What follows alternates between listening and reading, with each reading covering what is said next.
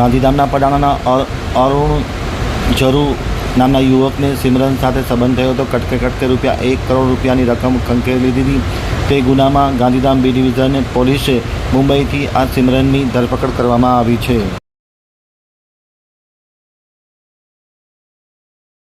ગાંધીધામના પડાણા વિસ્તારમાં રહેતા એક યુવક પાસેથી મુંબઈની મહિલાએ પોતાના પતિ સાથે મળીને ટુકડે કરોડો રૂપિયા પડાવી લઈને વિશ્વાસઘાત અને છેતરપિંડી આચરવાના ગુનામાં બી ડિવિઝન પોલીસે મોટી સફળતા મેળવી છે.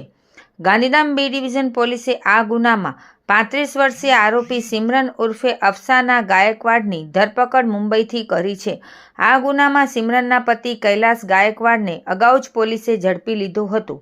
હરિઓમનગર પડાણાના રહેવાસી અરુણ ઝરુ નામના યુવકે ગત તારીખ 31 જાન્યુઆરીના રોજ બી ડિવિઝન પોલીસ મથકે ફરિયાદમાં જણાવ્યા મુજબ ફરિયાદી અરુણ ઝરુની 4 વર્ષ અગાઉ નોકરીના કામે મુંબઈ ખાતે સિમરન સાથે મુલાકાત થઈ હતી.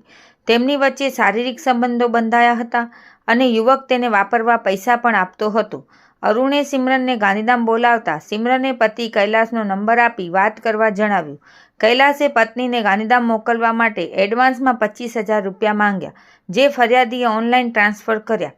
સિમરનને ગાંધીધામ મોકલવાનું બહાના હેઠળ પતિ કૈલાસે અરુણ પાસેથી જુદા જુદા બેંક ખાતામાં ટુકડે કુલ 5.58 કરોડ રૂપિયા મેળવી લીધા હતા. યુવક જ્યારે રૂપિયા પાછા માંગતો ત્યારે કૈલાસ નવા બહાના બનાવતો હતો અને અંતે હાથ અદ્ધર કરી લીધા હતા. Gandhidham B division PI SV Gojiya, PSI CH Vadiyavadara, LN Vadhiya અને સર્વેલન્સ સ્ટાફે મુંબઈ જઈને આરોપી સિમરનની ધરપકડ કરી હતી.